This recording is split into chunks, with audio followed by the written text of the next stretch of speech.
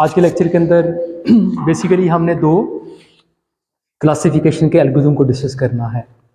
एक का नाम है नियरेस्ट नेबर और उसी का एक वेरिएंट है जिसे KNN कहते हैं, उसको डिस्कस करेंगे हम कि उसे हम क्लासिफिकेशन के लिए कैसे यूज़ कर सकते हैं। और इसी तरह से SVM स्पोर्ट वेक्टर मशीन क्या है, उसको हम क्लासिफिकेशन के लिए कैसे यूज़ कर सकते हैं। देखिए, इससे पहले हमने न्यूरल नेटवर्क की बात पहले कर ली हुई है। क्लासिफिकेशन के लिए उसे हम कैसे यूज़ कर सकते हैं। लॉजिस्टिक रिग्रेशन की हमने बात कर ली हुई है कि उसे हम क्लासिफिकेशन के लिए कैसे यूज़ करते हैं। तो दोबारा से इन वाले एल्गोरिथम को डिस्कस करने का मकसद बेसिकली किया था, मैं थोड़ा सा उसे हाईलाइट करता जाऊँ। देखें, लास्ट कुछ लेक्चर्स के अंदर हमने ये बात डिस्कस की है, कोई भी हमारे पास इनपुट इमेज है उसमें से हम इंपॉर्टेंट फीचर कैसे निकालते हैं, उससे फीचर एक्सट्रैक्ट कैसे करते हैं। तो उस हवाले से हमने कुछ एल्गोरिथम को डिस्कस किया। जैसे हमने शिफ्ट डिटेक्टर को डिस्कस कर लिया, उसके बाद HOG जो फीचर एक्सेप्टर है उसको डिस्कस किया। उसको यूज़ करके हम किस तरह से इंपॉर्टेंट किसी भी इमेज से इंपॉर्टेंट इन्फॉर्मेशन, इंपॉर्टेंट फीचर जो है वो निकाल सकते हैं। और इसी तरह से हमने डीप लर्निंग एल्गोरिथम को भी लास्ट में डिस्कस कर लिया, जिसका नाम ऑटो एनकोडर था, कि उसको यूज़ करके भी आप किसी भी इमेज, बड़े इमेज को आप उसको छोटे फॉर्म के अंदर, छोटे वेक्टर के अंदर जो है उसे कंप्रेस कर सकते हैं। इनके जस्ट लाइक वो भी आपको फीचर निकाल के दे सकता है। और लास्टली बल्कि इंपॉर्टेंटली ये हमने देख लिया कि जैसे MS चार्टर के साथ मैंने आपको दिखाई एक एग्जांपल, जिसके अंदर हमने जो लेटेंट इनकोडर ने जो हमें लेटेंट वेक्टर बना के दिया, जिसके अंदर जस्ट दो वैल्यूज थी। क्या मतलब 2x1 का डायमेंशन का वेक्टर था। तो उसको जब यूज़ किया रिकंस्ट्रक्शन के लिए डिकोडर ने, तो उसने कैसे कितने अच्छे तरीके से जो ओरिजिनल इमेज है उन्हें रिकंस्ट्रक्ट करके दे दिया। ऑल्दो उसके अंदर फाइन डिटेल्स तो निकल गई थी, लेकिन स्टिल उसके अंदर जो बेसिक स्ट्रक्चर था किसी भी ऑब्जेक्ट का, किसी भी इमेज का MS डाटासेट के कॉन्टेक्स्ट में, वो हमें वहाँ पे नजर आ रहा था। तो फैशन MS डाटासेट के कॉन्टेक्स्ट में आपको जो मैंने एग्जाम्पल भी दिखाई थी। तो कहने का मतलब ये है कि अब हमारे पास किसी भी एक इमेज के फीचर्स हैं, तो अब हम ऐसे एल्गोरिथम को यूज़ करना चाह रहे हैं जिनको यूज़ करके हम क्लासिफिकेशन कर लें। देखिए, न्यूरल नेटवर्क के साथ बात ये थी कि हमने न्यूरल नेटवर्क की बात की और कन्वोल्यूशनल न्यूरल नेटवर्क की बात की। उन्हें जस्ट आप इनपुट इमेज, उन्हें जस्ट इमेज दे दें, कोई फीचर एक्सट्रैक्ट करने की जरूरत नहीं है। वो क्या करते हैं, एंड टू एंड लर्निंग कर लेते हैं। आपने इमेज दिया, वो खुद ही फीचर लर्न करेंगे और खुद ही क्लासिफिकेशन भी कर लेंगे। लेकिन ये जो लॉजिस्टिक रिग्रेशन एल्गोरिथम है, ये जो SVM है, और इसी तरह से जो आज हम एल्गोरिथम की बात करेंगे, नियरेस्ट नेबर है या KNN है, इसका वेरिएंट है। तो इन एल्गोरिथम को आप अगर चाहें कि ये आप परफॉर्मेंस वाइज आपको बेहतर एक्यूरेसी दें, ठीक है, बेहतर तरीके से क्लासिफिकेशन करें, तो इनको आप रॉ पिक्सल जो है इमेज की इनपुट नहीं देंगे, यानी कि इमेज को ऐसा ही इनपुट नहीं देंगे, बल्कि आप क्या करेंगे, इमेज से फीचर निकालेंगे और फिर वो जो फीचर हैं वो उन्हें एज अ इनपुट देंगे। SVM को इनपुट देंगे, KNN को इनपुट देंगे, या लॉजिस्टिक रिग्रेशन एल्गोरिथम को इनपुट देंगे। तो वो फिर क्या करेंगे, फर्दर क्लासिफिकेशन करते थे। तो न्यूरल नेटवर्क के पहले के एरा के अंदर लोग ऐसे ही क्लासिफिकेशन की प्रॉब्लम को सॉल्व करते थे। क्या कि कोई भी इनपुट इमेज है, उसको क्लासिफिकेशन की प्रॉब्लम को आप सॉल्व करना चाह रहे हो, उससे पहले फीचर एक्सट्रैक्ट करें और फिर आप किसी क्लासीफायर को दें, वो आपको क्लासीफाई करके देगा। ठीक है, तो लास्ट भी मैं बात कर रहा था, एक छोटा सा प्रोजेक्ट ये भी हो सकता है कि आप मल्टीपल क्लासीफायर को आपस में कंपैरिजन करें। मतलब आपने न्यूरल नेटवर्क को यूज़ किया, दूसरी साइड पे आपने फीचर खुद से एक्सट्रैक्ट किए, और फिर आपने SVM को यूज़ किया, या आपने लॉजिस्टिक रिग्रेशन एल्गोरिथम को यूज़ किया, ठीक है, या आपने KNN को यूज़ किया, फिर आपने कंपैरेटिवली बताया कौन सा बेहतर जो है वो परफॉर्मेंस देता है। ठीक है, ये बात समझ आ रही है ना। तो इसी कॉन्टेक्स्ट में हम आज बात करने लगे हैं। आज हम दोबारा से कुछ क्लासिकल एल्गोरिथम की बात करेंगे मशीन लर्निंग के कॉन्टेक्स्ट में। लॉजिस्टिक रिग्रेशन आपको पढ़ा दिया था मशीन लर्निंग कोर्स के अंदर, इस वजह से उसे हम डिस्कस नहीं करेंगे। लेकिन SVM को नहीं बारे में मैंने आपको कुछ नहीं बताया था, KNN के बारे में कुछ नहीं बताया, तो मैं चाहूँगा अभी यहाँ पे हम हाईलाइट कर रहे हैं। ठीक है, कोशिश होगी आज मैक्सिमम कवर हो जाए, जितनी अगर चीज़ें रह गई तो इंशाल्लाह अगले हफ्ते हम वहीं से शुरू करेंगे, और उसके बाद इंशाल्लाह आप जो डायरेक्शन कैसे होती है, योलो एल्गोरिथम कैसे काम करता है, वो ऑनवर्ड हम उस पर डिस्कशन शुरू करेंगे। ठीक है जी। अच्छा जी, क्लासिफिकेशन आप हमें समझ है कि हम क्या करते हैं। हमारे पास अगर कोई डेटा है, जैसे यहाँ पे आपको शो कर किया है, ये मेरे पास पॉजिटिव एग्जांपल है, ये मेरे पास नेगेटिव एग्जांपल है, तो हम बेसिकली क्या लर्न कर रहे होते हैं क्लासिफिकेशन प्रॉब्लम के अंदर, हम ये एक डिसीजन बाउंड्री लर्न कर रहे होते हैं, ये लाइन लर्न कर रहे हैं, ये बेसिकली क्लासीफायर है, इसे हम लर्न कर रहे हैं, जो क्या करता है, पॉजिटिव और नेगेटिव एग्जाम्पल को अलग अलग कर देता है। ठीक है, ये बात आ रही है ना याद, ठीक है। तो ये बेसिकली हमने क्लासिफिकेशन की जब प्रॉब्लम डिस्कस किया तो इन्हीं बात को बहुत इससे बड़ा डिटेल से हमने डिस्कस किया, याद है ना, हाइपोथेसिस के कॉन्टेक्स्ट में। आज मैं दोबारा से थोड़ा सा उसे रिकैप करूंगा कि ये बेसिकली हमारा मॉडल है, बेसिकली ये हाइपोथेसिस है हमारा, जिसको सिग्मॉइड फंक्शन रजिस्टर रिग्रेशन के कॉन्टेक्स्ट में बताऊं तो ये क्या था कि आपने जी कंप्यूट करना है, वैसे ही जी वैसे ही जो पहले कई दफ़ा बताया आपको कि थीटा ट्रांसपोज एक्स जो पैरामीटर है उन्हें मल्टीप्लाई करें नंबर ऑफ इनपुट फीचर पे, उनको आपस में मल्टीप्लाई करें, वो एक जी वैल्यू आ जाएगी, वो रिग्रेशन वाली बात आ गई।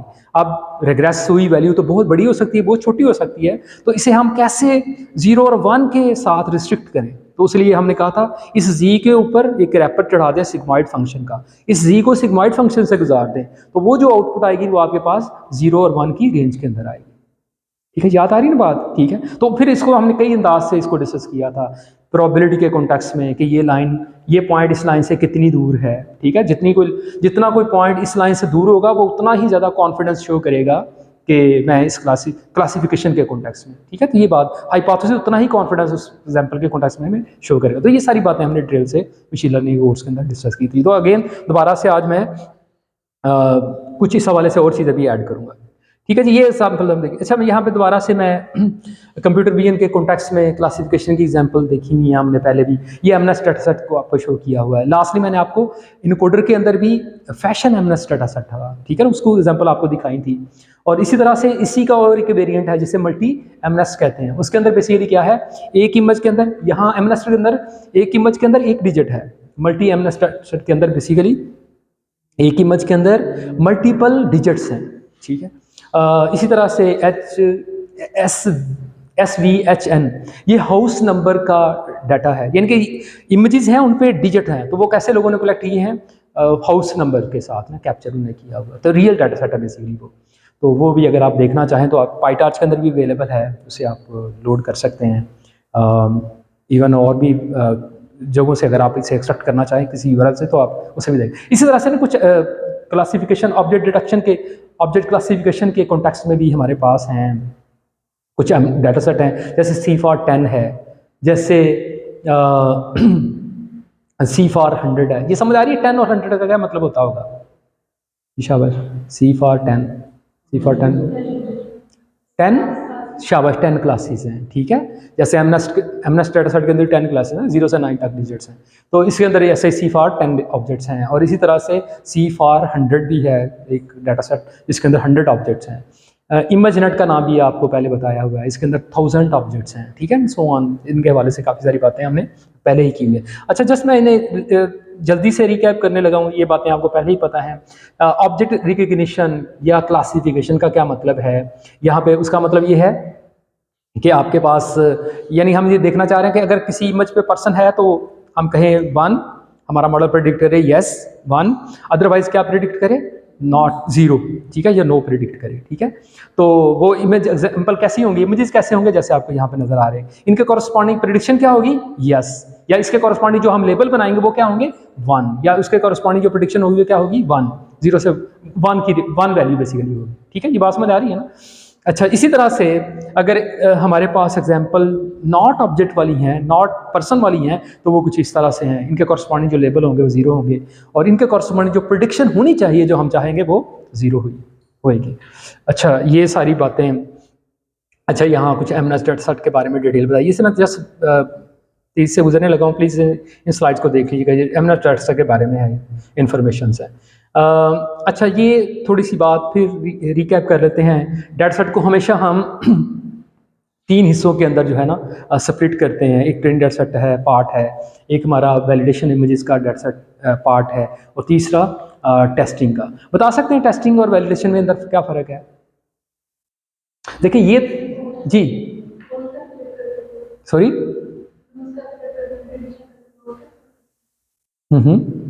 ट्रेनिंग के दौरान हम इन दोनों डेटा सेट को यूज़ करते हैं, ट्रेनिंग वाले और टेस्टिंग वैलिडेशन वाले। देखें, ट्रेनिंग के दौरान फॉर एग्जांपल आप 200 टाइम्स ना किसी मॉडल को ट्रेन करते हैं, 200 इपॉक्स ट्रेनिंग करते हैं ना, 200 इपॉक्स के लिए।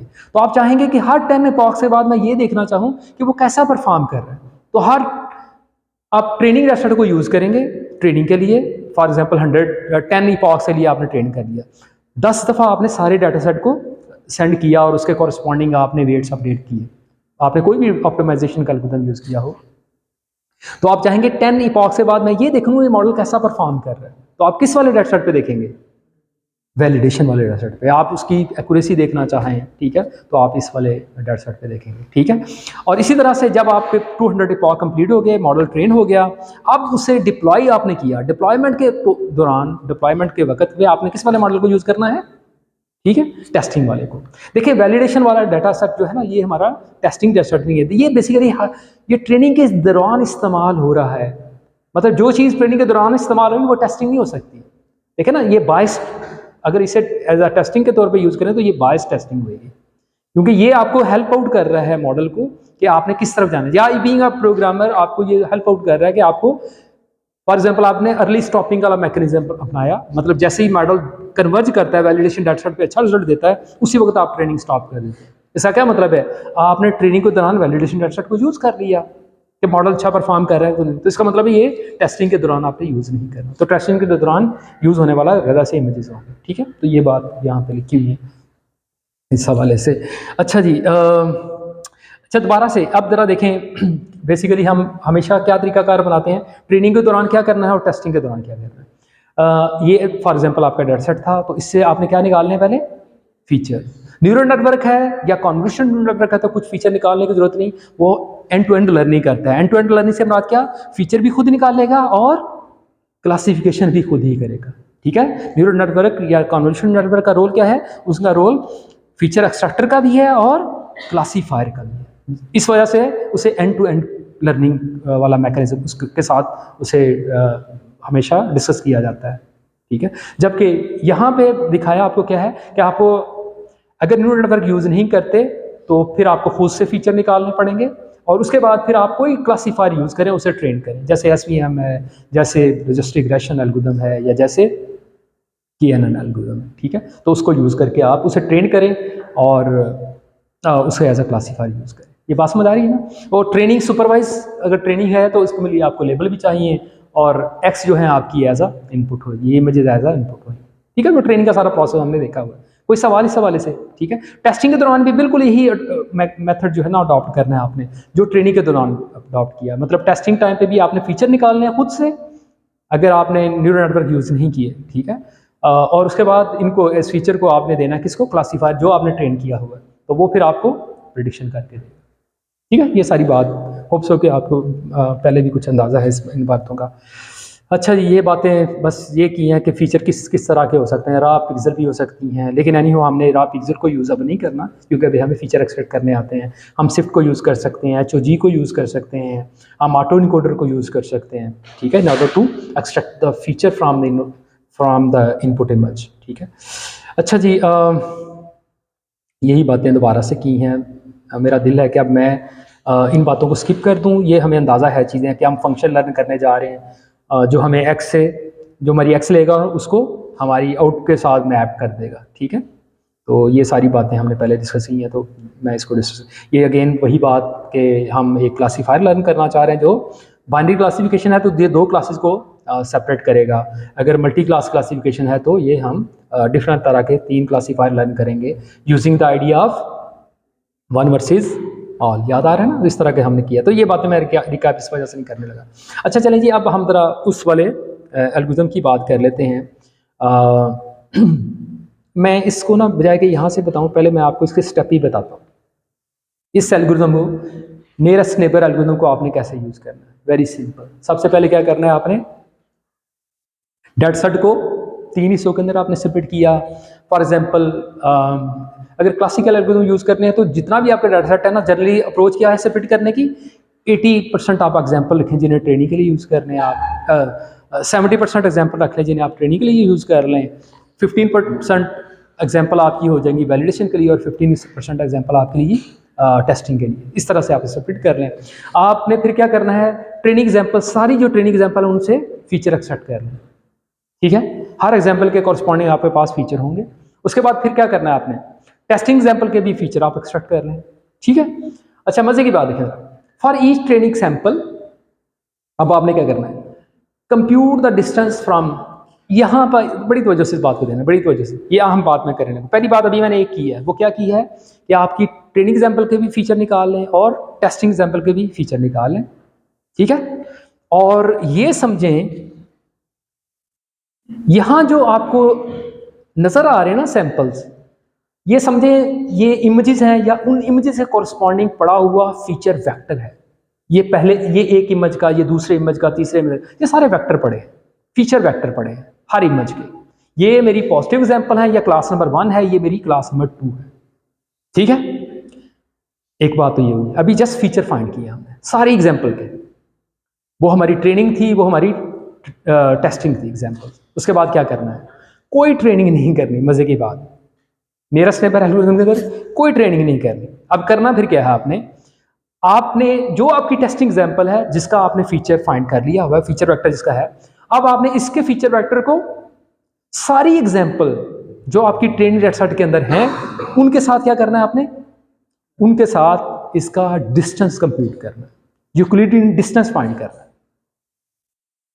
ठीक है। डिफरेंस आपने जस्ट आई, दो वेक्टर हैं, उनका एलिमेंट वाइज डिफरेंस समझ लिया, मैंने फाइंड कर लिया, ठीक है। मीन स्क्वायर एरर भी फाइंड कर सकते हैं, सम ऑफ स्क्वायर एरर भी फाइंड कर सकते हैं, जस्ट लाइक दैट, ठीक है। वो आपने फाइंड कर लिया इस एग्जाम्पल का सारी ट्रेनिंग एग्जाम्पल के साथ, ठीक है। और करने के बाद फिर आपने क्या करना है, वो जो डिफरेंस आए हैं आपके पास, हर ट्रेनिंग एग्जाम्पल के पास, एग्जाम्पल के कॉरस्पॉन्डिंग आपके पास डिफरेंस पड़ा है, डिस्टेंस पड़ा है, उस डिस्टेंस को या उस डिफरेंस को क्या करना है आपने, मैं कैसे फाइंड करूं कि ये वाली जो मेरी एग्जाम्पल है ये बेस्ट मैच हो रही है, ये यही फाइंड करना मकसद है ना, जिसके साथ बेस्ट मैच हो रही होगी, मैं कहूंगा ये वाली जो एग्जाम्पल है ना, जिस फीचर के साथ, जिन फीचर के साथ ये क्लोज होगी ना, जिन फीचर के साथ ये क्लोज होगी, मैं कहूंगा ये वाली एग्जाम्पल उसी क्लास से बिलोंग करती है, इसका लेबल क्लास 1 का है ना कि क्लास 2 का। अगर ये क्लास 2 के करीब होगी किसी एग्जाम्पल के पास, तो मैं कहूंगा इसका डिस्टेंस, तो ये क्लास, इसका लेबल बेसिकली क्या है, क्लास 2 का है। तो मुझे क्या करना, मैं पहले तो सभी का डिफरेंस, यूक्लिडियन डिस्टेंस मैंने फाइंड कर लिया जी। उसके बाद मैंने क्या करना है, ये मैं फाइंड करने के मिनिमम डिस्टेंस कौन सा, क्या करूँ, सारे डिफरेंस पड़े हैं, बड़े कोई कम कोई ज़्यादा, सारे फाइंड कर लिए मैं, क्या करूँगा, मुझे मिनिमम फाइंड हो जाए, क्या करूँगा, मिनिमम कैसे निकाल लें, कोई आसान तरीका कर बताएंगे। काफ़ी सारी वैल्यू है, उनमें से मिनिमम निकालना चाह रहा हूँ, तो जस्ट लाइक आप क्या करें, एक तो मिनिमम चलें जी फाइंड कर लें, दूसरा एक और भी काम हो सकता है, सॉर्ट कर दें, जस्ट लाइक कोई एफिशिएंट एल्गोरिथम यूज़ करके सॉर्ट कर दें। सॉर्ट करने के बाद जो सबसे पहली वैल्यू होगी, ठीक है ना, इस तरह से सॉर्ट किया होगा सेंडिंग ऑर्डर के अंदर कि सबसे पहले इंडेक्स पे मेरा सबसे छोटा नंबर है, तो इसका मतलब क्या है, जो सबसे छोटा डिफरेंस जिस एग्जाम्पल के साथ आएगा, इसका मतलब है इस क्लास का लेबल वही है, ठीक है। फॉर एग्जाम्पल इसका डिफरेंस इसकी किसी एग्जाम्पल के साथ बहुत क्लोज आया, इसका मतलब है this example is belong to class 1। अगर इसके फीचर मैप का डिफरेंस इस क्लास के किसी एग्जाम्पल के साथ बहुत क्लोज आ गया, स्मॉल आ गया, इसका मतलब है this example is belong to class 2। बस ये काम है, ठीक है। तो ये हमने करना है बेसिकली। अब अगला एक मरहला, ये तो मैंने आपको छोटी सी बात बताई, ये जस्ट मैंने आपको एक बेसिक एल्गोरिथम बताया इसका, जो जिसे कहते हैं नियरेस्ट नेबर, लेकिन इसकी भी काफ़ी वेरिएंट्स हैं, जिसको नाम बेसिकली देते हैं KNN, के नियरेस्ट नेबर। क्या मतलब, देखें अभी आपने सॉर्ट करने के बाद जस्ट जो टॉप मोस्ट एलिमेंट है ना उसे देखा है कि उसके साथ डिफरेंस कैसा है, उसके साथ डिफरेंस अगर बहुत थोड़ा है तो उसका लेबल हमने देखा, उसका लेबल फॉर एग्जांपल 1 था तो हमने कहा ये इसका भी लेबल 1 है, अगर उसका लेबल 2 था तो हमने कहा इसका लेबल भी 2 है। लेकिन फॉर एग्जांपल जरा देखिए, गलती होने के चांसेस हो सकते हैं, जब आप फॉर एग्जांपल आपने एक डाटा सेट बनाया, उसकी लेबलिंग के दौरान कोई प्रॉब्लम आ गई, आपसे मिस्टेक हो गई, ये क्लास का लेबल बनता था 1, आपने उसके कॉरस्पॉन्डिंग लिख दिया 0, ठीक है, उसके कॉरस्पॉन्डिंग आपने क्या लिख दिया 0। और अभी आपने जो टेस्टिंग की है ना, टेस्टिंग के दौरान वो जिसके कॉरस्पॉन्डिंग लेबल आपने गलती से 0 किया है ना, वो उसके करीब आ गया आपकी एग्जाम्पल, ठीक है। तो फिर क्या हुआ, इसका क्या मतलब है, असल में तो ये एग्जाम्पल जो क्लास 1 है उसके करीब है, लेकिन आपने क्या प्रेडिक्ट कर देना है 0। इसका मतलब है छोटी सी मिस्टेक की वजह से आप गलत क्लासिफिकेशन कर सकते हैं। तो फिर क्या करें, फिर इसका सोल्यूशन ये है कि आप ना KNN को यूज करें। KNN का आइडिया क्या है कि आप सॉर्ट करने के बाद ना, मतलब हर एक का डिफरेंस फाइंड कर लिए, सॉर्ट करने के बाद ना आप टॉप के एलिमेंट को पिक कर लें और उनमें से देखें मेजॉरिटी जो एलिमेंट है किस उनका लेबल क्या है, और फिर जो मेजॉरिटी के एलिमेंट होंगे ना आप कहेंगे उनका लेबल यही, इसका लेबल भी वही है। ये मैं बात क्या कह रहा हूँ जरा देखेंगे। मैं कहता हूँ के एन एन का मतलब क्या है, आपने के एलिमेंट सेलेक्ट करने हैं। के एलिमेंट क्या है, के का मतलब है 3 वैल्यू, 3 नेबर देख लें आप, 5 नेबर देख लें आप, 7 नेबर देख लें, 8 ऑड नंबर, ये आपने देख लें। किस बात को सिलेक्ट करने के लिए कि मैं किसके करीब हूँ। और फॉर एग्जाम्पल आपने 3 सिलेक्ट किए हुए, इसका मतलब सॉर्ट करने के बाद आपने 3 जो टॉप मोस्ट वैल्यू है ना उन्हें आपने देखना है। और अगर आपने देखा टॉप मोस्ट जो 3 वैल्यू है उनमें से कोई 2 भी उनका लेबल फॉर एग्जाम्पल मैं कहता हूँ 1 है, तो अभी टेस्टिंग एग्जाम्पल का लेबल भी क्या होगा 1। अगर टॉप मोस्ट में से जो 2 हैं, 3 है ना, 3 में से कोई भी 2 अगर हो, 2 का लेबल 0 है, इसका मतलब इसका लेबल भी क्या है 0। बस ये वाली कहानी, ये बात समझ आ गई है, कोई मुश्किल बात नहीं लगी, ठीक है। तो ये इसकी स्ट्रेटजी थी इस एल्गोरिथम की, जो कि यहाँ बेसिकली आपको डिफरेंट एग्जाम्पल के साथ दिखाया है, ठीक है। ये अभी हमने थोड़ी देर पहले डिस्कस किया है। मेरे पास ये 2 एग्जाम्पल हैं, तो मैंने जस्ट एक नेबर देखना है जो नियरेस्ट है, जो क्लोज डिस्टेंस है जिसका, देखें इसका इसके साथ डिस्टेंस सबसे कम आया, इसका इसके साथ कम आया। ये 2 एग्जाम्पल हमने टेस्ट करने की, तो जिनके नेबर के करीब आ गया इसका मतलब है इसका लेबल भी क्या हुआ, इस वाला लेबल हो गया। फॉर एग्जाम्पल मैं कहता हूँ ये मेरी 0 नेगेटिव एग्जाम्पल है, तो नेगेटिव है। ये इसका लेबल क्या है, ये इसके करीब आ गया, तो इसका मतलब क्या है, इसका लेबल क्या है, इसका लेबल अगर मैं कहता हूँ 1 है तो ये 1 हो गया, ठीक है। जबकि आप देखें जरा 3 नियरेस्ट नेबर और 5 नियरेस्ट नेबर के अंदर क्या है, आपने हर एग्जाम्पल के लिए आपने 3 नियरेस्ट नेबर देखें। आप ये वाली एग्जाम्पल जो है, ये वाली एग्जाम्पल है, इसका इससे डिस्टेंस, इसका इससे डिस्टेंस और इसका डिस्टेंस कम है, तो आपने क्या किया, सॉरी ये मेरा ख्याल है ये सर्कल, ये एग्जाम्पल थी, इसका इन 3 एग्जाम्पल के साथ आपने डिफरेंस देखा, ठीक है। इसी तरह से ये एग्जाम्पल थी, इसका इन 3 एग्जाम्पल के साथ आपने डिफरेंस देखा, ठीक है। ये एक मेरा ख्याल ओवरलैप हो रही है शायद ये वाली, लेकिन एनी हो 3 को आपने देखना है।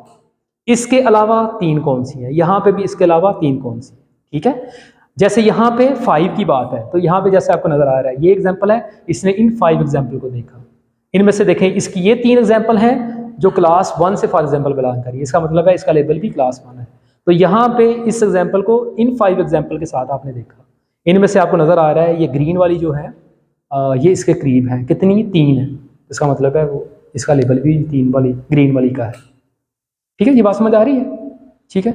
तो ये जनाब की नियरेस्ट नेबर की बात थी। अब जरा हम इस बात को आगे लेके चलते हैं, यही एल्गोरिथम यहाँ पे लिखा हुआ है, ठीक है।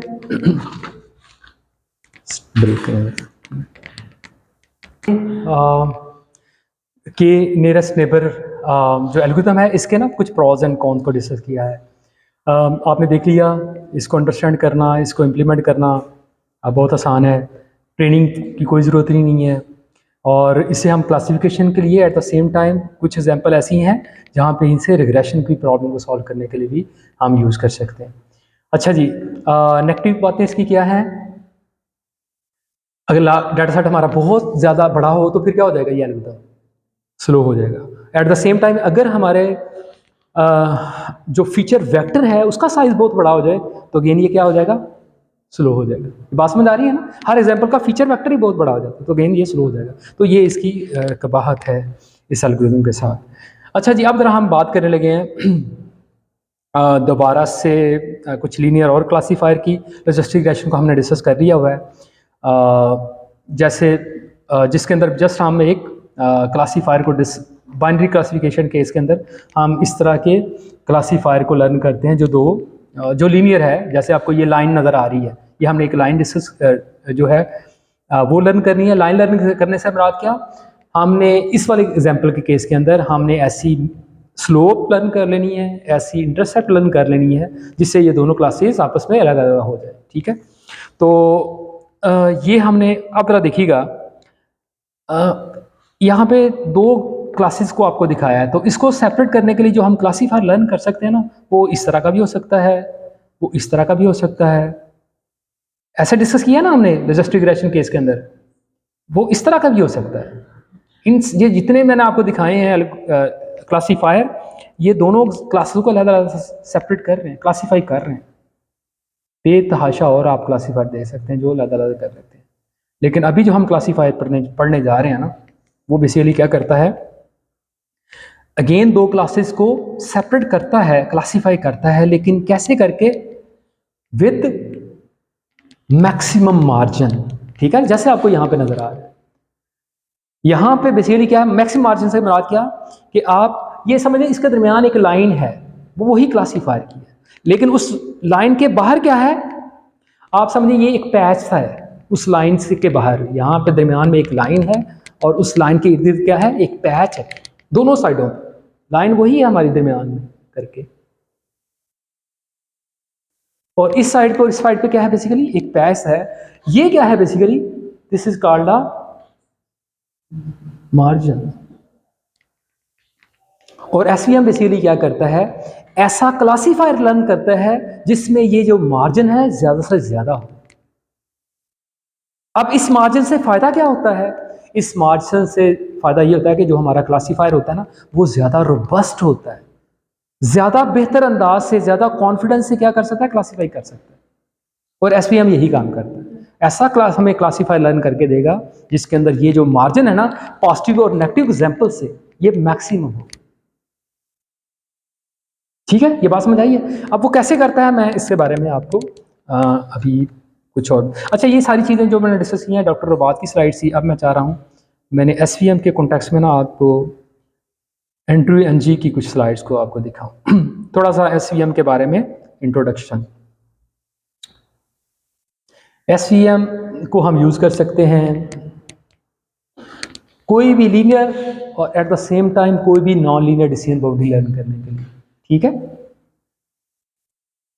लीनियर रिग्रेशन को भी हमने यूज़ किया था, याद है, उसको हमने कहा कि पहले हमने स्टार्ट पे उसे लीनियर जो दो लाइनों मतलब ऐसी ऐसा डाटा सेट जिसके अंदर जिनको हम लीनियर लाइन के साथ लीनियर क्लासीफायर के साथ आसानी से सेपरेट कर सकते, वो हमने देखा।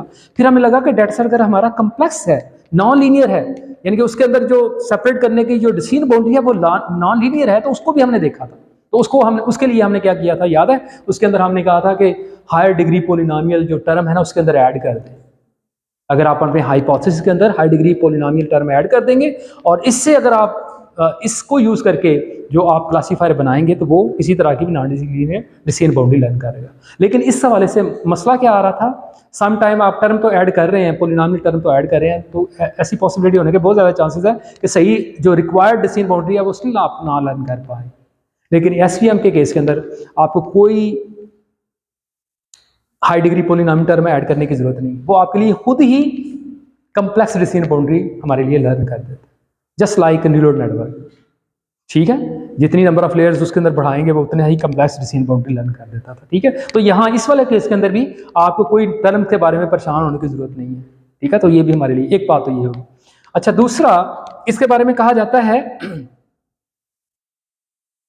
एसवीएम इसके बारे में कहा था ये उतना इफेक्टिव तो नहीं है, इसकी क्लासिफिकेशन की परफॉर्मेंस उतनी बेहतर तो नहीं है जितनी न्यूरल नेटवर्क की है, लेकिन इसके बारे में कहते हैं it's work just like turn the key and it works. क्या मतलब कि इसके बारे में ना जब आप एसवीएम को यूज करेंगे ना तो आपको बहुत ज्यादा पैरामीटर के बारे में, हाइपर पैरामीटर के बारे में परेशान होने की जरूरत नहीं है। इसके बहुत थोड़े हाइपर पैरामीटर ना होने के बराबर। अभी मैं आपको दिखाता हूँ, इसकी फॉर्मेशन दिखाऊंगा तो देन आपको समझ आ जाएगी। तो इसको जस्ट यूज करें, ये दूसरे एल्गोरिथम से बहुत बेहतर है classification as compare logistic regression के साथ में अगर कंपेयर इसे करूँ तो बहुत ज़्यादा बेहतर है। ये 1990 के अंदर इसको ये इन्वेंट हुआ था, ये एल्गोरिथम, और समझ लें 2012 तक लोग बेतहाशा डिफरेंट तरह की क्लासिफिकेशन की प्रॉब्लम के अंदर इसे यूज करते रहे। 2012 में पता क्या हुआ था, 2012 में दोबारा से न्यूरल नेटवर्क की री इन्वेंशन हुई थी बिकॉज ऑफ टू रीज़न, ज़्यादा पहले भी डिस्कस की हैं। बिकॉज ऑफ टू रीज़न, वो कौन सी, कि डाटा की अवेलेबिलिटी बहुत ज़्यादा थी अवेलेबल, आप देखें बेतहाशा डाटा सेट आपको अवेलेबल है, और at the same time computational resources की अवेलेबिलिटी, जीपीयू अवेलेबल था। यही दो रिक्वायरमेंट है बेसिकली न्यूरल नेटवर्क की ना, तो ये दोनों रिक्वायरमेंट फुलफिल हुई, तो इस वजह से न्यूरल नेटवर्क दोबारा से डोमिनेट कर लिया न्यूरल नेटवर्क एल्गोरिथम से।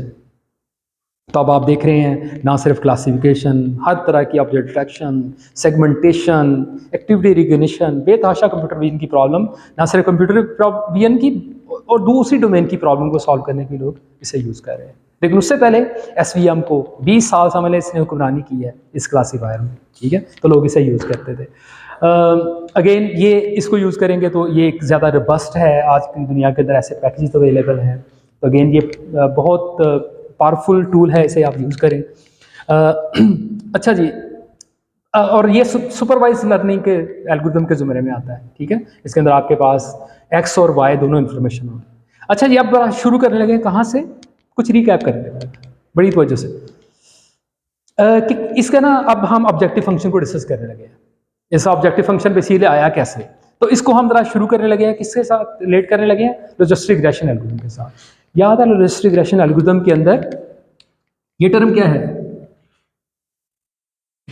ये टर्म क्या है आप जी, ये टर्म क्या है, थीटा। इस टर्म की समझ आ रही है कि नहीं, ये मैं लिखा यहाँ, ये टर्म सब, this is just like F of x, F theta of x. यहाँ पे लिखा है हाइपोथेसिस बेसिक ना, आउटपुट प्रिडिक्शन बेसिकली। ये क्या है, जी, ये जी है, नथिंग एल्स। जी क्या होता है, W transpose X plus B, सही है। इसके अंदर क्या है, इसके अंदर जी कैसे करके लिखा है, theta 0 plus theta 1। For example मैं कहता हूं एक फीचर है, एक ही फीचर हमारा, तो क्या होगा, थीटा 1 इंटू एक्स, ठीक है। ज्यादा फीचर होंगे तो इसका मतलब क्या है, theta 1 theta 2 of x, for example 2 feature है, तो ये बेसिकली क्या है, ये चीज क्या है, this is theta transpose x या डब्ल्यू ट्रांसपोज। थीटा या डब्ल्यू के साथ मतलब वही है, हमारा पैरामीटर की बात है, एक्स से मुराद फीचर्स हैं हमारे, और यहाँ बी लिखा था हमने, तो इसको समझिए यहाँ पे क्या कह दिया, बी क्या है, इंटरसेप्टर, ठीक है, इंटरसेप्टर। यहाँ पे इससे क्या कह दिया है, 0, थीटा 0 कह दिया, और कुछ भी नहीं, ठीक है। मैं इसलिए ये दोबारा से इस वाली नोटेशन पे आ गया हूँ, ये स्लाइड जो मैं शेयर करूँगा ना, इसके अंदर थीटा की टर्म को यूज़ किया है पैरामीटर के लिए, ठीक है, ताकि अभी से आपको इसकी थोड़ी सी आगाही दोबारा से हो जाए, ठीक है जी, ये बात समझ आ रही है। अच्छा जी, अब ये तो जी आ गया, यानी कि ये समझ आ रही है, ये जी न्यूरल नेटवर्क के अंदर दो देखा था हमने, हर न्यूरॉन पे दो काम हो रहे थे, एक जी हम कंप्यूट करते हैं, उसके बाद फिर क्या कंप्यूट करते हैं, ए कंप्यूट करते हैं, ठीक है, एक्टिवेशन। तो जस्ट लाइक हमने कहा हर न्यूरॉन जो है हर न्यूरॉन है एक लॉजिस्टिक रिग्रेशन एल्गोरिथम की का न्यूरॉन, एक न्यूरॉन ऐसे ही एक्ट करता है जैसे लॉजिस्टिक रिग्रेशन एल्गोरिथम एक्ट करता है, जिसके अंदर बेसिकली दो काम हो रहे थे, जी का कंप्यूट करना, देन ए का कंप्यूट करना। तो यहाँ ए कैसे हम कंप्यूट करेंगे, या जिसे हमने यहाँ पे ए नहीं कहा, जिसे हमने एच थीटा ऑफ एक्स कह दिया, वो कैसे कंप्यूट कर देंगे, जस्ट इस जी के ऊपर रैपर चढ़ा दें किसका, सिग्मॉइड फंक्शन का, इसे सिग्मॉइड फंक्शन से गुजार दें। तो सिग्मॉइड फंक्शन से जैसे मैं गुजारूंगा तो मेरे पास क्या आ जाएगी, लेकिन ये मेरी रिग्रेशन वैल्यू है, मैं चाहता हूँ जो वैल्यू मेरी आए वो क्या है, 0 और 1 की रेंज के अंदर आए, तो सिग्मॉइड फंक्शन से गुजार दें। सिग्मॉइड फंक्शन ये मेरी कोई भी जी की वैल्यू है, ये जैसे आपको यहाँ पे शो कर रहे हैं हम, ये मेरी जी की कोई भी वैल्यू है, यहाँ पे 0 है, इस तरफ बड़ी वैल्यू पॉजिटिव वैल्यूज हैं, 1 है, 2 है एंड सो ऑन। इस तरह से जी की इस तरफ वैल्यू क्या है, नेगेटिव वैल्यूज है, यहाँ पे -1 है, यहाँ पे -2 है एंड सो ऑन, ठीक है। और हमने देखा हुआ है कि जी की वैल्यू जैसे ही -4.7 होती है, या जी की वैल्यू जैसे ही 4.7 के करीब होती है, तो उसके कॉरस्पॉन्डिंग जो आउटपुट की वैल्यू है वो नियरली किसके बराबर आ जाती है, 1 के। इसी तरह से अगर जी की वैल्यू जो है वो -7 के -4.7 के बराबर आ जाए, तो इसका मतलब है that is nearly equal to 0। यहाँ पे 0 है और यहाँ पे 1 है, यही है ना, ये जो हमारा सिग्मॉइड फंक्शन था, कोई भी वैल्यू हो उसे मैप कर देता है 0 और 1 के दरमियान, ठीक है, ठीक है, ये बात समझ आ रही है, ये पुरानी बातें थी। अच्छा जी, अब जरा हम देखते हैं कि इस वाले फंक्शन के अंदर देखिए, इस वाले फंक्शन के अंदर क्या था, इस वाले फंक्शन के अंदर हमने क्या देखा था कि अगर हमारा लेबल देखें, बड़ी तवज्जो से देखिए, अगर लेबल की value if y is equal to 1 है, ठीक है, अगर y इज इक्वल टू 1 है, तो एच थीटा जो प्रिडिक्शन है वो क्या वैल्यू आनी चाहिए, प्रिडिक्शन क्या आनी चाहिए जी, प्रिडिक्शन क्या आनी चाहिए, y की वैल्यू 1 है, लेबल 1 है मेरा, y नहीं लेबल 1 है, तो आउटपुट भी क्या आनी चाहिए, 1 आनी चाहिए, तब सही करेक्टली हम, यानी कि हम चाहते हैं अगर y 1 है तो वी वांट जो प्रेडिक्शन है वो भी क्या हो, वो 1 हो। ठीक है, और इसको ना हमने एक और तरह से देखा था कि अगर मैं इसे z के साथ देखना चाहूँ ना तो थीटा ट्रांसपोज, एक तो मैंने इसके साथ देखा ना, मैं इसके साथ भी हमने देख लिया था। क्या, ये देखें जरा, इस वाले ग्राफ के अंदर अगर आप देखें तो इसके अंदर क्या है कि जैसे ही मेरी वैल्यू, ये देखें यहाँ पे क्या है 0.5, ऐसे ही है ना। हमने कहा था कि अगर 0 के बराबर z की वैल्यू अगर 0 या 0 से बड़ी हो तो हमेशा हमारी इस वाले केस के अंदर h थीटा ऑफ x की वैल्यू क्या आएगी, इज ऑलवेज 1। ये लॉजिस्टिक रेशनल केस के अंदर था। लेकिन इस वाले केस के अंदर जरा ये इंटरेस्टिंग बात है, जो एसवीएम का केस है उसके अंदर बेसिकली ये जो थीटा जी की जो कंप्यूटेशन है ना, उस केस के अंदर कहता है ये जो जी की वैल्यू है ना, जी की वैल्यू ये ग्रेटर देन 0 नहीं होनी चाहिए, बल्कि क्या होनी चाहिए, जी की वैल्यू काफी बड़ी आनी चाहिए, किससे, 0 से, 0 से बड़ी आए। ठीक है, एक बात तो ये। और इसी तरह से अगर लेबल जो है मेरा, ये फर्क है, ये मैं फर्क की बात कर रहा हूं, ये फर्क है किससे, लॉजिस्टिक रिग्रेशन एल्गोरिथम से, एसवीएम का।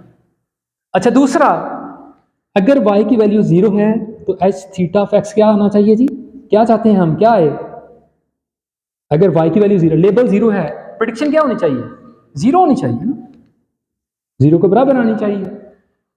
और हमने इसको इस वाले केस के साथ ना, मतलब ये जो डायग्राम या ग्राफ जो हमने शो किया है, तो इस केस के अंदर हमने क्या देखा था कि z की वैल्यू देखे जरा, z की वैल्यू थीटा ट्रांस, ये z या theta transpose z that is equal to theta transpose x, इसकी वैल्यू क्या होनी चाहिए जी, क्या होनी चाहिए, लेस देन 0। अगर ये इस तरफ आएंगे आप तो आउटपुट क्या आएगी, 0.5 से कम, 0.5 से कम आएगी। इसका मतलब क्या है, y इज इक्वल टू, ये वाला केस है y इज इक्वल टू 0 का, ये वाला केस है y इज इक्वल टू 1 का। ठीक है, तो z की वैल्यू कम होनी चाहिए। ठीक है, ये तो लॉजिस्टिक रिग्रेशन के केस के अंदर। अब एसवीएम के केस के अंदर बेसिकली क्या चेंज है कि ये जो z है ना, ये जो थीटा ट्रांसपोज x है, इसकी वैल्यू, हाँ जी, इसकी वैल्यू काफी छोटी आनी चाहिए, किससे, 0 से।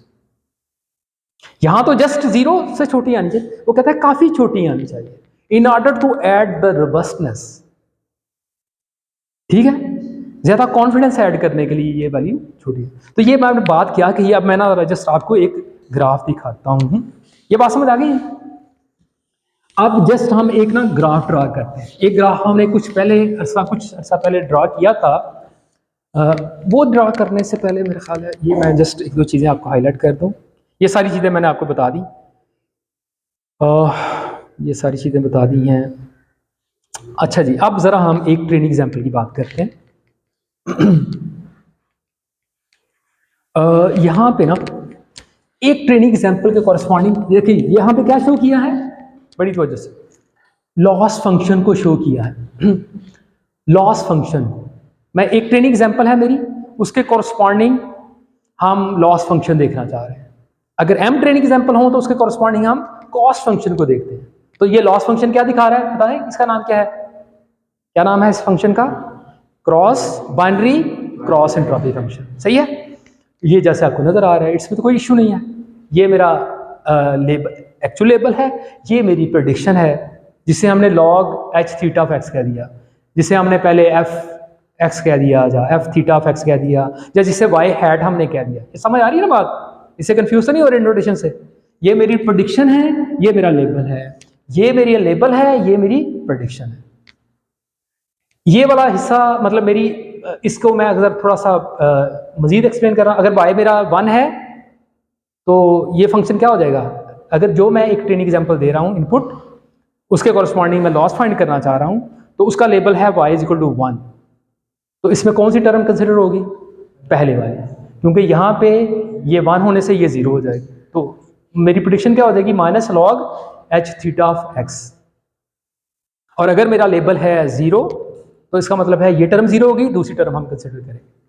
ठीक है जी, ये बात। अच्छा, यहाँ पे क्या किया है, जस्ट जो ये जो फंक्शन है हमारा हाइपोथेसिस है ना, उसकी वैल्यू पुट कर दी है।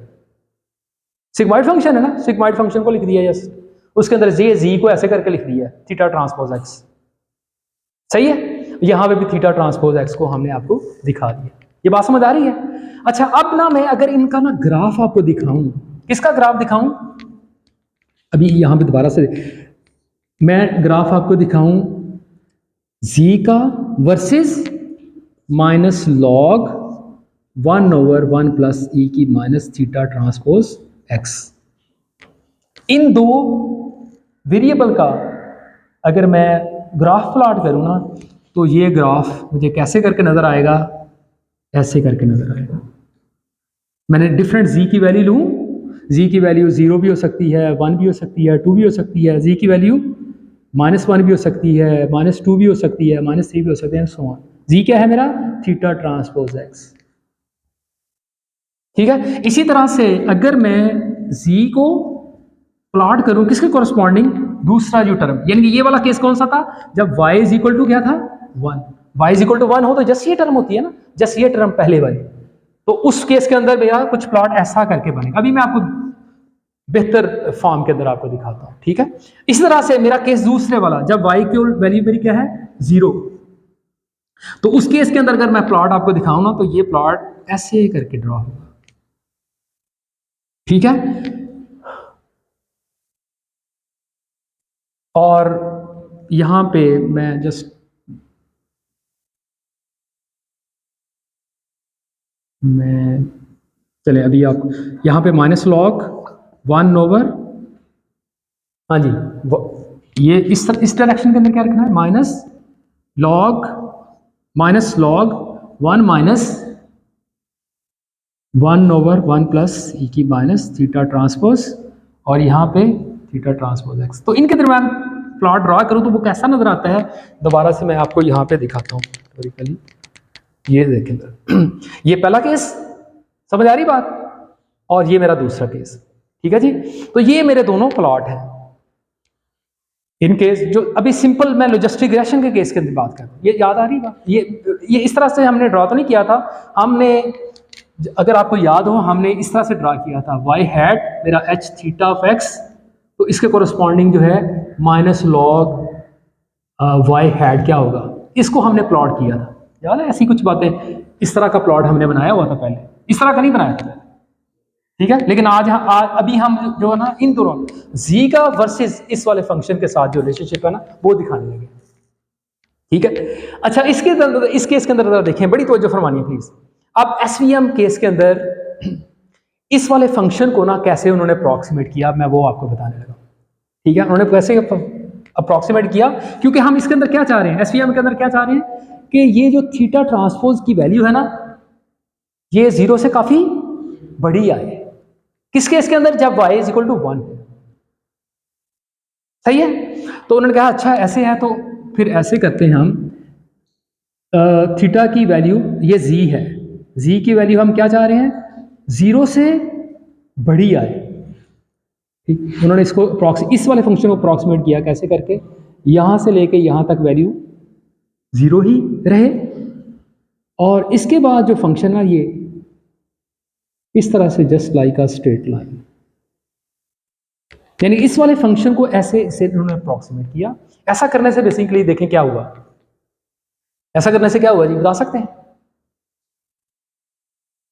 ऐसे करने से क्या हुआ कि z की वैल्यू मेरी जब आती है ना जी, z की वैल्यू मेरी 0 आती है ना, देखें जरा, पहले क्या था कि 0 आए, अभी थोड़ी देर पहले जो देखा है कि मेरा थीटा ट्रांसपोज x की वैल्यू अगर ग्रेटर देन 0 है तो प्रेडिक्शन क्या हो 1, यही था ना, ये बात है ना। लेकिन यहां पे उन्होंने कहा कि नहीं, हम और कॉन्फिडेंस ऐड करना है, थीटा ट्रांसपोज एक्स यानी कि जी की वैल्यू क्या है 1 आए, तो हम कहेंगे ये प्रेडिक्शन सही हो रही है, तब लॉस क्या आएगा 0 आएगा, यानी कि देखें यहां पे लॉस क्या है 0। लेकिन अगर इवन प्रेडिक्शन जो यहां पे अगर मेरी वैल्यू 0 भी आती है ना, जी की वैल्यू 0 आ जाती है, पहले केस के अंदर अभी थोड़ी देर पहले देखा हमने, ये था ना, ये हाइपोथेसिस को हमने जो ड्रा किया है ये ऐसे करके ना,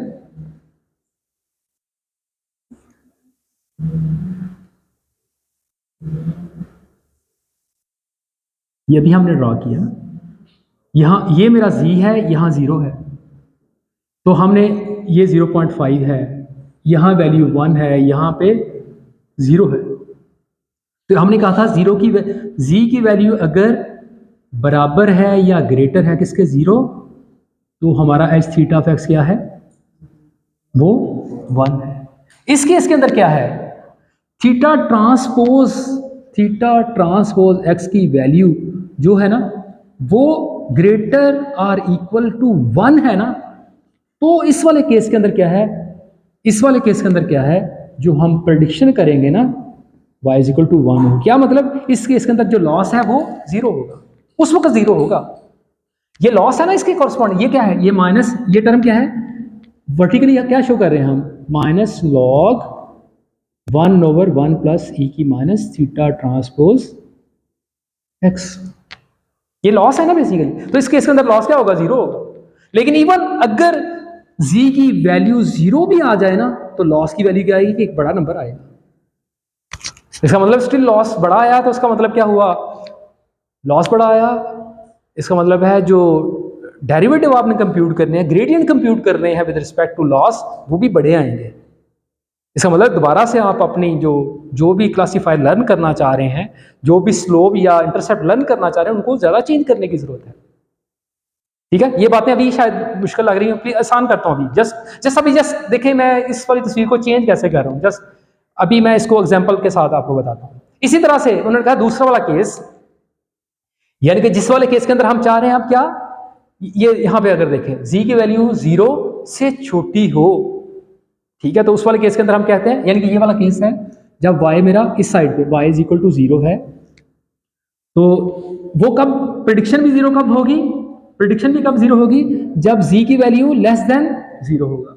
लेकिन एसवीएम के इसके अंदर क्या है कि जो z की वैल्यू है या थीटा ट्रांसपोज x की वैल्यू जो है वो 0 से बहुत छोटी हो, तो ही हम कॉन्फिडेंटली कहेंगे जो प्रेडिक्शन हो रही है वो क्या होगी, वो 0 होगी, या लॉस जो है वो 0 के बराबर आए। ठीक है, क्योंकि आपने सही प्रेडिक्शन की है। तो इस वाले केस के अंदर उन्होंने क्या मॉडिफाई किया, इसको यहां से लेके यहां तक कहा 0 है, लेकिन बजाय कि यहां तक जाएं उन्होंने कहा नहीं ऐसे नहीं, यहां से बिल्कुल इस वाली कर्व को हम ऐसे करके अप्रोक्सीमेट कर लेते हैं।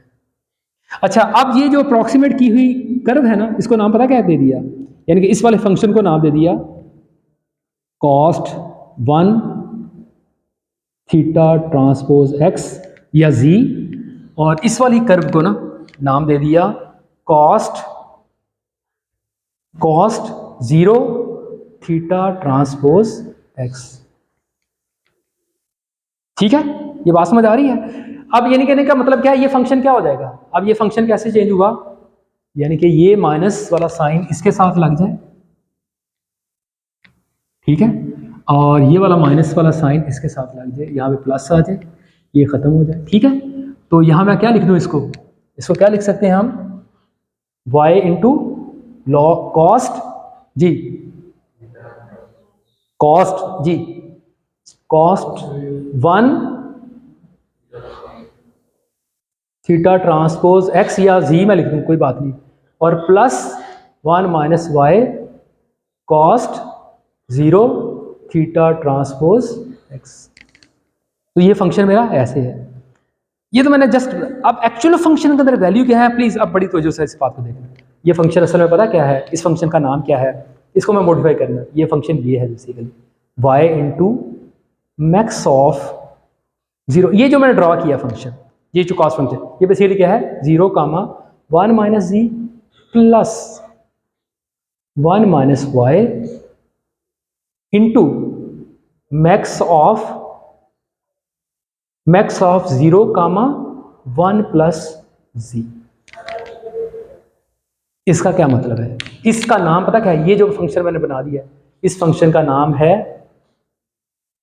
HINGE, hinge loss. यानी कि क्रॉस एंट्रोपी फंक्शन के अंदर जो लॉस है ना वो क्या है, उसे कहते हैं हिंज लॉस। ठीक है, उसे बाइनरी क्रॉस एंट्रोपी फंक्शन नहीं कहते। वो क्या है, ये जो मैंने ड्रॉ कर दिया, यानी कि समझ लीजिए ये उसी के करीब का है, लेकिन ये थोड़ा सा उससे डिफरेंट है। कैसे करके, जैसे आपको नजर आ रहा है, अब जो नजर आ रहा है मैं उसको जरा एक्सप्लेन करने लगा। देखिए जरा, अब मैं ना इसको कुछ यूज केसेस के साथ देखता हूं, इसको बताता हूं। देखें जी, अगर मेरी वैल्यू, अगर इस वाले केस के अंदर y इज इक्वल टू, जब मेरा y इज इक्वल टू 1 है, z की वैल्यू मैं कहता हूं क्या है, फॉर एग्जांपल मैं कहता हूं z की वैल्यू है 1,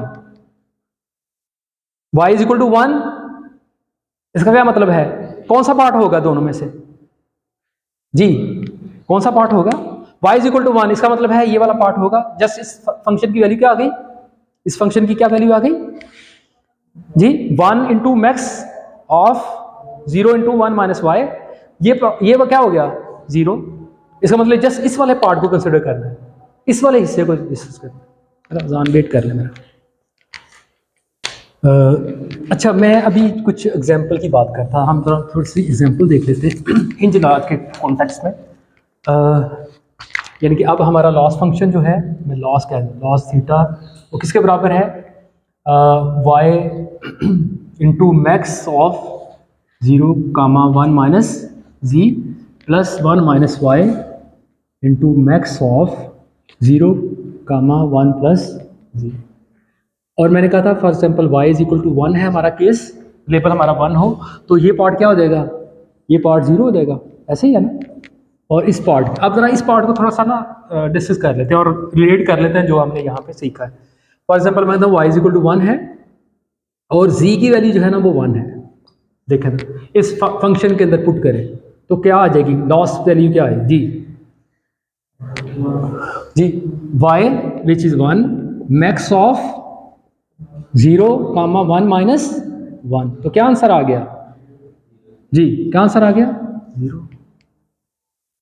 सही है, यानी कि z की वैल्यू, ये वाला पहला केस है, z की वैल्यू 1 है। देखें जरा, मैंने z की डिफरेंट वैल्यू दी है, z की वैल्यू 1, तो लॉस क्या आ गया हमारा 0, बिल्कुल ठीक है, ऐसे ही है ना। यानी कि ये जो ग्राफ रहा है इसको, इसकी रिप्रेजेंटेशन मैंने यहाँ पे आपको दिखाई है, तो यही शो हो रही है। ठीक है, अब देखें जरा, मैं z की वैल्यू 0 पुट करता हूँ, z की वैल्यू 0 फॉर एग्जाम्पल, ये वैल्यू पुट करते हैं, थीटा ट्रांसपोज ऐसी ये वैल्यू पुट करते हैं। हाँ जी, अब जरा देखें क्या आंसर आएगा जी, 1 माइनस 0, क्या आंसर आया 1।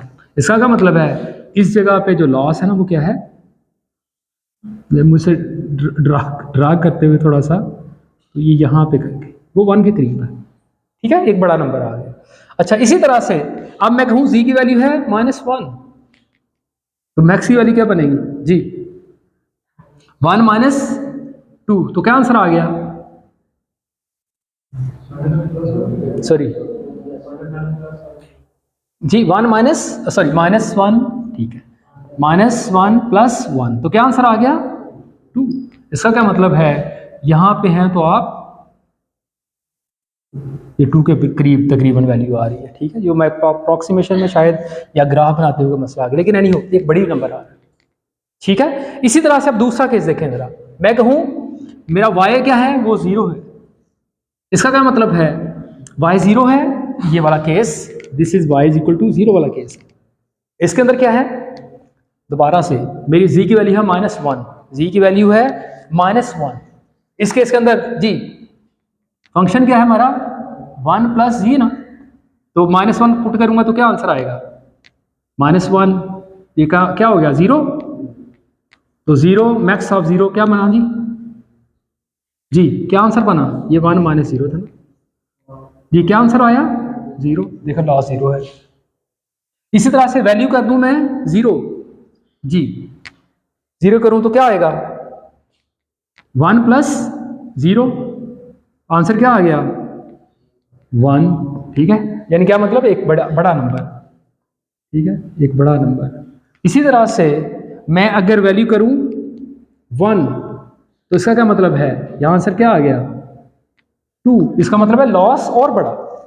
ये बात समझ आ रही है, ये बात समझ, तो ये है बेसिकली हिंज लॉस, जिसे यूज करते हैं एसवीएम केस का। ठीक है, अच्छा ये मैंने सारा कुछ आपको बताया एक ट्रेनिंग एग्जाम्पल के साथ, लेकिन असल में तो हमने कॉस्ट फंक्शन लिखना होता है multiple training M training example के साथ। तो अब उसके साथ ये फंक्शन कैसे चेंज होगा, अब जरा मैं आपको वो शो कर देता हूँ। ठीक है, तो क्या चेंज आएगी शाबाश बता सकते हैं, ये फंक्शन क्या हो जाएगा। चलिए मैं इसी को मॉडिफाई करना चाहूँ जी, ये इसी फंक्शन को मैं आपको दिखाना चाहूँ तो ये क्या हो जाएगा और अगर मैं इसकी इनिशियल फॉर्म जो मैंने कॉस के साथ लिखा तो वो क्या हो जाएगा जी, बताएं जी क्या हो जाएगा। ये मैं लिख लूंगा वाई आई, ऐसे ही ना सारी training, summation I is equal to 1 to m, सारी ट्रेनिंग एग्जाम्पल के साथ मैं एम एक्स इसको नहीं लिखता, मैं कॉस्ट को लिख देता हूँ, कॉस्ट ऑफ 1, जिसका मतलब यही है जो आपको बताया है मैंने, थीटा ट्रांसपोज एक्स या जी मैं लिख दूँ यहाँ पे, हाँ जी, plus g 1 minus y i into cost 0 into theta transpose x, यहाँ भी एक्स आई आएगा, यहाँ पे भी एक्स आई आएगा। अच्छा जी, और क्या होता है जी, 1/m, m भी लिखते हैं ना 1/m, और ये कॉस्ट हो जाएगी, कॉस्ट फंक्शन हो गया हमारा मल्टीपल ट्रेडिंग एग्जाम्पल के साथ। हाँ जी, और क्या लिख रहे हैं, और कॉस्ट टर्म के अंदर हम क्या ऐड कर रहे थे रजिस्टर रिग्रेशन केस के अंदर, और टर्म, ये तो लॉस की टर्म आ गई, डाटा टर्म, एक और टर्म भी ऐड करते थे, याद है, रेगुलराइजेशन की टर्म, ठीक है। तो रेगुलराइजेशन टर्म कैसे ऐड होगी, लैम्डा ओवर 2m, आगे लिखा था summation j is equal to 1 to जितने नंबर ऑफ फीचर्स हैं इंटू थीटा j का स्क्वायर, ठीक है, ये रेगुलराइजेशन टर्म थी, सही है। अच्छा जी, अब जरा मैं ना इसे और रिफाइन करने लगा हूँ एसवीएम के कॉन्टेक्स्ट में, ठीक है, एसवीएम के कॉन्टेक्स्ट में उन्होंने ना ये m को भी खत्म कर दिया, उन्होंने कहा ये m भी ना कंसिडर करें, m is a constant function, constant value ना, किसी फंक्शन को मिनिमाइजेशन के अंदर ना कांस्टेंट की कोई ज़्यादा अहमियत नहीं होती, वो पैरामीटर पे कोई इफेक्ट नहीं डाल रहा।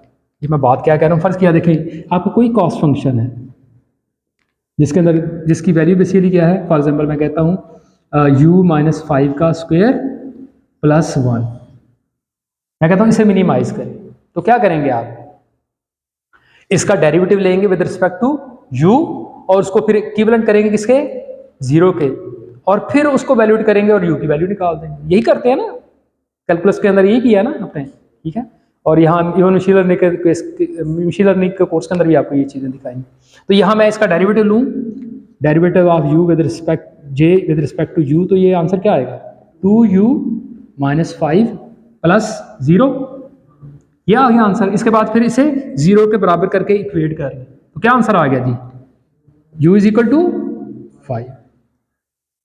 अब देखें, अब मैं इसके अंदर ना कांस्टेंट कोई कांस्टेंट के साथ मल्टीप्लाई कर दूं या डिवाइड कर दूं, तो आप देखेंगे कोई रिजल्ट फर्क नहीं, फर्स्ट किया मैं इसे 10 से मल्टीप्लाई कर देता इस वाले फंक्शन को, ठीक है। ऐसा करने से क्या होगा जी, ये क्या हो जाएगा 20, इसका मैं डेरिवेटिव फाइंड कर 20 प्लस 0, ऐसे ही है ना, ये आएगा ना। तो अगेन आप इसे इक्वेट करें तो क्या आंसर आएगा, पैरामीटर की वैल्यू यानी कांस्टेंट से कोई फर्क, तो इस वजह से हम m को उन्होंने निकाल दिया, m को निकाल दें। अच्छा जी, एक चीज़ तो ये, और क्या चेंज की गई, और इंटरेस्टिंग एक चेंज, वो क्या, ये जो लैम्डा है ना, मैंने कहा लैम्डा को हम रिप्लेस कर देते हैं। देखिए लैम्डा बेसिकली है क्या, पहले थोड़ा सा रिकैप कर लेते हैं। लैम्डा क्या है, रेगुलराइजेशन पैरामीटर। लॉस फंक्शन के अंदर दो टर्म है हमारी, ये वाली term, this term is called a data term, this term is called a regularization term. इसकी वजह से क्या होता है, ओवरफिटिंग होती है, इसकी वजह से, यानी कि ओवरफिटिंग मतलब मराद इस टर्म का मकसद ये है, इस लॉस के अंदर इस टर्म का मकसद ये है कि हमारा जो मॉडल है ना, ट्रेनिंग एग्जाम्पल पे सही तरह से फिट हो जाए। क्या मतलब, पॉजिटिव नेगेटिव एग्जाम्पल को अलग-अलग कर सके, इस टर्म का मकसद ये है। जैसे ही वो पॉजिटिव और नेगेटिव एग्जाम्पल को अलग-अलग कर लेगा, या जो लाइन आप लर्न कर रहे हैं या जो non linear decision boundary learn कर रहे हैं, वो हर पॉजिटिव और नेगेटिव एग्जाम्पल को सेपरेट कर रही है। तो ये वाला जो लॉस है ना, ये वाली जो डाटा टर्म है, इसका आंसर क्या आएगा, 0 के बराबर। अगर सही तरह से ओवर फिटिंग हो गई, कर्व जो है सही तरह से फिट हो गई, तो ये वाली टर्म का आंसर क्या आएगा, 0। अब इसका मकसद क्या है, जरा ये देखें जरा, अगर आप ये चाहते हैं, इस टर्म का मकसद क्या है, लैम्डा की वैल्यू कोई ऐड कर दें, कोई बड़ा नंबर रख दें। देखिए अगर मैंने लैम्डा की वैल्यू 0 रखी है ना, दोबारा से देखें, लैम्डा की वैल्यू मैंने देखिए, लैम्डा से इन दोनों टर्म को बेसिकली कंट्रोल करें आप। लैम्डा को मैं 0 रखूं, इसका क्या मतलब है, ये वैल्यू 0 हो गई, ऐसे ही है ना। अब ट्रेनिंग के दौरान आपने जस्ट इस वाले टर्म को लर्न करना है। इस टर्म का मकसद क्या है कि ये टर्म बहुत छोटी है, इस टर्म की वजह से क्या है, जे की वैल्यू बहुत छोटी है, मकसद यही था ना। नहीं कि जो भी हम ऑब्जेक्टिव फंक्शन लर्न करना चाह रहे हैं, हम उसका मकसद क्या है, हम पैरामीटर लर्न करना चाह रहे हैं। वो कैसे लर्न करेंगे, जे की वैल्यू अगर मिनिमम आएगी, यानी कि जहां जे की वैल्यू मिनिमम है वहां पे हमारे पैरामीटर है। यही पढ़ा ना हमने, यही सीखा ना। तो वो अब इसकी वैल्यू मिनिमम फाइंड करने के लिए हमें क्या करना पड़ेगा, ये जो फंक्शन है, ये जो हम लर्न करने जा रहे हैं, इसको लर्न करते हुए हम ऐसे पैरामीटर लर्न करेंगे जिसकी वजह से हमारा जो क्लासीफायर है फॉर एग्जांपल, वो पॉजिटिव और नेगेटिव एग्जांपल को अलग-अलग कर पाएगा। मतलब क्या, सही तरह से ओवरफिटेड हो जाएगा। सही है। अच्छा जी, ओवरफिटिंग का मामला इस तरफ से हुआ, अगर मैंने लैम्डा की वैल्यू रखी 0, लेकिन अगर मैं लैम्डा की वैल्यू रखता हूं बड़ी, फिर क्या होगा जी, लैम्डा की वैल्यू मैं बड़ी रखता हूं, फिर क्या होगा, फिर मुझे इसे छोटा करना है, फिर क्या करेंगे हम, याद आ रही बात। यानी कि इसकी वजह से अगर मैं इसके नंबर को बड़ा करूंगा ना, तो अगेन मैं मिनिमाइज करना चाह रहा हूं, इसकी कॉस्ट को कम करना चाह रहा हूं, तो वो कब कम होगी, एक तो इसकी वैल्यू छोटी आनी चाहिए, दूसरा इसके अंदर जो थीटा की वैल्यू वो भी छोटी छोटी आए वैल्यू, याद है ना। इसकी वैल्यू छोटी आना मतलब हम जनरलाइज जो भी हम क्लासीफायर लर्न करना चाह रहे हैं वो जनरलाइज सा होगा, वो एग्जैक्ट फिट नहीं होगा किस पे, हमारी ट्रेनिंग एग्जाम्पल पे, लेकिन वो होगा टेस्टिंग टाइम पे हम इस काबिल होंगे बेहतर प्रेडिक्शन कर सके। यानी कि हमारा जो क्लासीफायर है वो जस्ट ट्रेनिंग एग्जाम्पल पे भी अच्छा फिट नहीं होगा, बल्कि जो हमारी वैलिडेशन या हमारी टेस्टिंग एग्जाम्पल्स हैं उन पे भी वो अच्छा रिजल्ट देगा। ऐसी कोई बातें की थी, याद आ रही है कि नहीं, ठीक है। तो दोबारा से मैंने इन्हें रिकैप किया जस्ट। तो यहाँ पे बेसिकली इसी क्लासीफायर, इसी रिग्रेशन जो हमारा लैम्डा की वैल्यू है, रेगुलेशन टर्म है ना, इसको इन्होंने पता कैसे करके यूज कर दिया, इसे चेंज कर दिया। इन्होंने कहा यहाँ पे ना हम इसे रिप्लेस कर देते हैं किसके साथ, 1/लैम्डा के साथ। क्या मतलब, सी को उठा के यहाँ लिख दिया और यहाँ से लैम्डा को खत्म कर दिया, तो ऑब्जेक्टिव फंक्शन अब ऐसा बन गया जैसे मैं आपको दिखा रहा हूं।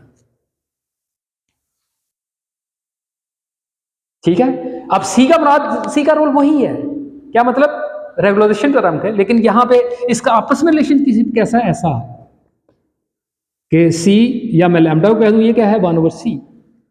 ठीक है। यानी कहने का मतलब अगर लैम्डा की वैल्यू बहुत छोटी है, बहुत छोटी है, इसका क्या मतलब है, सी की वैल्यू बहुत बड़ी है, इसका क्या मतलब है, इस टर्म को आप ज्यादा अहमियत दे रहे हैं, यानी कि सी की वैल्यू बहुत बड़ी हो, इसका मतलब इससे वेटेज दे रहे हैं ज्यादा आप। ऐसे है ना, सी की वैल्यू मैं कहता हूं सी की वैल्यू 100,000 है, इसका मतलब है आप इस टर्म को बहुत फोकस कर रहे हैं, इस टर्म को फोकस नहीं कर रहे ज्यादा। ठीक है, बात समझ आ रही है। तो जस्ट ये मॉडिफिकेशन के बाद हुई। तो अब हमारी जो कॉस्ट फंक्शन है ना वो ये है, बड़ी ही तो जो प्लीज आप इसे और रिफाइन करने लगा। अच्छा जी, उन्होंने कहा जी फर्ज किया, अब कुछ एजम्पशन के साथ में बात करें। फर्ज किया हमारा जो क्लासीफायर है ना, जो हमारा डाटा सेट है ना, वो लीनियरली सेपरेबल है। क्या मतलब, हमारा जो डाटा सेट है ना वो ऐसा है, ये मेरी कुछ नेगेटिव एग्जाम्पल है, ये मेरी कुछ पॉजिटिव एग्जाम्पल्स हैं। क्या मतलब, इनको मैं सेपरेट कर सकता हूँ एक स्ट्रेट लाइन के साथ, इट्स फाइन ना। तो जो हमारा क्लासीफायर है या हमारी जो एग्जाम्पल्स है ना, वो एक लीनियर क्लासीफायर से सेपरेट होने वाली है। ठीक है, तो हमारा क्लासीफायर लीनियरली सेपरेबल है। एक बात तो ये,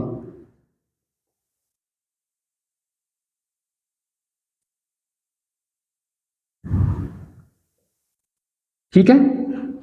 अच्छा, दूसरी बात क्या, बड़ी तवज्जो से प्लीज, दूसरी assumption, सी की वैल्यू अस्यूम करें हमने बहुत बड़ी वैल्यू ले ली, 10,000 ले ली। ऐसा करने का क्या मतलब है, हम इस वाली टर्म को डोमिनेट करवाना चाह रहे हैं। क्या मतलब, ये मेरा ये फंक्शन क्या बन गया, ये थीटा फंक्शन क्या बन गया, 10,000 मल्टीप्लाई बाय व्हाट, यानी कि यहाँ पे जो लास्ट की वैल्यू है ये हम क्या चाहेंगे, ये लॉस है ना बेसिकली हमारा, ये क्या वैल्यू आनी चाहिए इसकी। अगर मैं कहता हूँ ये सही फिट हो जाए, ऐसा हो जाए बिल्कुल, ये देखें ऐसा करने से क्या है, पॉजिटिव नेगेटिव एग्जांपल लदा हो रही है, तो लॉस क्या आया, 0। डाटा टर्म का आंसर क्या आ गया, 0। प्लस प्लस इस टर्म को मैं ऐसे ही लिखता हूँ, 1/2 summation j is equal to 1/n theta j square. ठीक है, तो यानी कि अच्छा बड़ी तो वजह से देखिएगा, अभी मैं इसके साथ ये मैंने बात की है कि ये 0 हो जाए ये टर्म और उसके साथ सिर्फ ये बचे, अच्छा, ये इसका जीरो होना, जरा मैं इसको अब एक्सप्लेन कर रहा हूँ, यानी कि j is equal to this term, लेकिन ये जो जीरो होना ना, उसका जीरो होना पहली टर्म का, इस टर्म का जीरो होना, इस टर्म का जीरो होना, इसका क्या मतलब है? इसका मतलब ये है जो हमने यहाँ पे डिस्कस किया उसके कॉन्टेक्स्ट में, our j function is equal to this one such that, यानी कि ये कंडीशन के साथ हुआ। कंडीशन क्या है? Such that theta transpose X is greater than one, या जी की बात है, when y is equal to one. एक कंडीशन ये हो गई, यानी कि पहला केस, यानी कि ये जीरो, इसके साथ जो टर्म लगाई है ना, ये वाली टर्म, ये जीरो होगी। कब जीरो होगी? अगर y इज इक्वल टू, दो केस है ना जीरो वाले, यानी कि ये टर्म कब जीरो होना, ये टर्म कब जीरो होना। तो ये टर्म कब जीरो होगी? जब y मेरा ये वन है, ठीक है, y मेरा वन है और थीटा ट्रांसपोज x की जो वैल्यू है ना, वो क्या आ जाए, वो वन से बड़ी हो। यही देखा ना अभी हमने, ये प्रूफ भी करके देखा है ना, ठीक है, greater or equal to one हो। और दूसरा केस कौन सा? दूसरी कंडीशन क्या है? एंड जी, एंड क्या, जी, दूसरा केस जब दूसरा केस क्या है? And G transpose X is less than or equal to one when y is equal to zero. यानी कि ये अब हमारा कंडीशनल ऑब्जेक्टिव फंक्शन हो गया, यानी कि इन अजम्पशन के साथ, ये दो अजम्पशन मैंने कंसिडर की है, ठीक है। तो फंक्शन क्या बन गया? ये बड़ी इंटरेस्टिंग बात है। फंक्शन क्या बन गया हमारा? 1/2 summation j is equal to 1 to n theta j, such that दो केसेस, जब y, यानी कि ये टर्म जीरो होगी कब? जब थीटा ट्रांसपोज वन की वैल्यू वन से बड़ी आए, जब case y is equal to one है और थीटा ट्रांसपोज x की वैल्यू और z की वैल्यू लेस देन -1 है, -1 दूसरा केस है, ठीक है। ये ऑब्जेक्टिव फंक्शन हो गया। अब जरा देखें इस ऑब्जेक्टिव फंक्शन से होगा अब क्या, बड़ी तवज्जो से प्लीज, अब तकरीबन आखिरी बात है, इस ऑब्जेक्टिव फंक्शन से होगा क्या? बेसिकली इस ऑब्जेक्टिव फंक्शन से आप ऐसा क्लासीफायर लर्न करेंगे जो दोनों क्लासेस को सेपरेट करेगा, कैसा करके? With large margin. इस ऑब्जेक्टिव फंक्शन की वजह से ये होगा, ठीक है। ये बात समझ आ रही है? अच्छा, ये सारी बातें ना मैं जस्ट स्लाइड से आपको एक दफा दिखाऊं, फिर मैं ये कैसे, ये अभी जस्ट पानी बता रहा हूं, ये अभी मैं आपको इंट्यूटिवली दिखाता हूं, ये ऐसे, यानी कि इस कंडीशन की, इस ऑब्जेक्टिव फंक्शन, यानी कि इस ऑब्जेक्टिव फंक्शन की वजह से बेसिकली क्या होगा, इस ऑब्जेक्टिव फंक्शन की वजह से हम ऐसा क्लासीफायर लर्न करेंगे जो मैक्सिमम, दोनों क्लासेस को मैक्सिमम मार्जिन से सेपरेट करेगा। इसकी वजह से होगा, इस ऑब्जेक्टिव फंक्शन की वजह। अब वो कैसे होगा मैं अभी थोड़ी देर तक आपको बताता हूँ, लेकिन जस्ट कुछ स्लाइड्स हमने ऐसे ही गुजारनी है ताकि हम सिंक कर सकें चीज़ों के साथ। ये देख लीजिए, देखें ये बातें हमने कर ली, ठीक है, ये बातें भी हमने कर ली। लॉस फंक्शन समझ आ गया? ये बात भी हमने कर ली, यहां तक हमने डिस्कस कर ली है सारी चीज़ें।